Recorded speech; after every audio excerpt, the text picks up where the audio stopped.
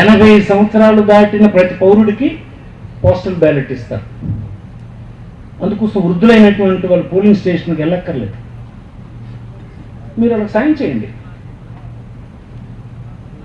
వాళ్ళు బ్యాలెట్కి అప్లికేషన్ పెట్టించి ఓటింగ్ పని చేయండి. అందుకోసం ఆ పోస్టల్ బ్యాలెట్ ప్రతి వాలంటీర్కి నేను ఏం చెప్తున్నా అంటే పోస్టల్ బ్యాలెట్ వేయించండి. పోస్టల్ బ్యాలెట్ అప్లికేషన్ నింపిస్తే పెట్టించేయండి. దివ్యాంగులకు కూడా ఇస్తారు ఓటు. కొత్తగా ఎలక్షన్ కమిషన్ ఇది ఇస్తారు, రూల్స్లో అది ఇచ్చింది. వాళ్ళు పోలింగ్ స్టేషన్కి వెళ్ళలేరు, నడవలేరు, ఈ బాధలన్నీ. తర్వాత మన పట్ల కూడా కోపంగా ఉన్న వాళ్ళు కొంతమంది ఏమనుకుంటారంటారు, ఇలాగెలగెలగెలగలిగారు 2 నొక్కీలని చూస్తాం. వాళ్ళు ఆ నొక్కీగలగట్టారు, మనం ఎలా చేయడానికి వీల్లేదు.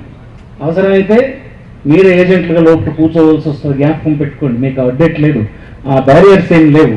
వాలంటీర్ అంటే సర్వీస్ ఇన్స్టిట్యూట్ ఏం లేవు. అవసరమైతే వాలంటీరే ఏజెంట్గా కూర్చోవలసిన పరిస్థితి వస్తుంది.